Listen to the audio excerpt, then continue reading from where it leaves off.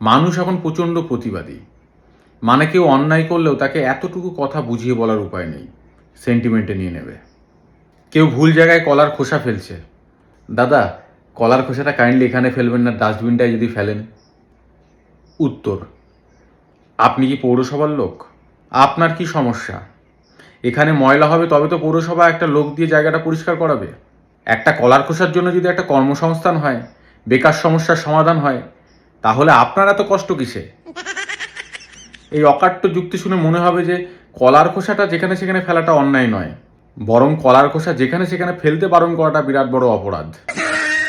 যাই হোক, এরকম পরিস্থিতির মধ্যেই এই সেদিন ট্রেনে করে ফিরছি, পাশে বসা কাকা মাঝে মাঝেই কাশছেন,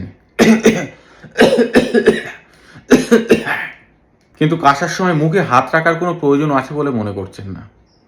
কিছু বলবো কি বলবো না ভাবছি, দোনমনো করতে করতে বলেই ফেললাম, কাকা কাশবার সময় একটু মুখে হাত রাখুন। কাকা কোনো উত্তর করলেন না, শুধু একবার মুখ বেঁকিয়ে তাচ্ছিলের সঙ্গে দেখলেন।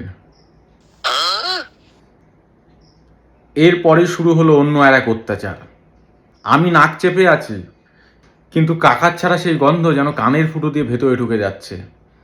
প্রত্যেক দুটো স্টেশন যেতে সেই গন্ধ একটু হালকা হতেই কাকা পুনরায় আর এক রাউন্ড গ্যাস নির্গমন করছেন। আমার সাথে সাথে আমাদের অন্যান্য সহযাত্রীরাও কাকার এই পাদ বিপ্লবে সম্পূর্ণ ঘায়েল হয়ে পড়েছে। বহু কষ্টে বিপ্লবী কাকার কাছে চোখের ইশারায় এ যাত্রায় যাতে ক্ষমা করে দেয় সেই ক্ষমা ভিক্ষা চাইলাম। কাকা বললেন, এবার কি বলবে, পাছায় হাত দিয়ে পাদুন? আমি বললাম, না না কাকা, ভুল হয়ে গেছে, আর হবে না। মনে মনে ভাবলাম, ব্রিটিশের সৌভাগ্য যে এত বড় একটা গন্ধ বিপ্লবীর সামনে তাদেরকে পড়তে হয়নি, না হলে আরো 100 বছর আগেই তারা ভারত ছেড়ে পালাতেন। চারিদিকে এরকম সেন্টিমেন্টাল লোকেদের ভয়ে এখন প্রতিবাদ দূরে থাক, মানুষের সঙ্গে কথা বলতেও ভয় পায়। কি জানি কখন কোন বিপ্লবী লোকের পাল্লায় পড়ে যায়।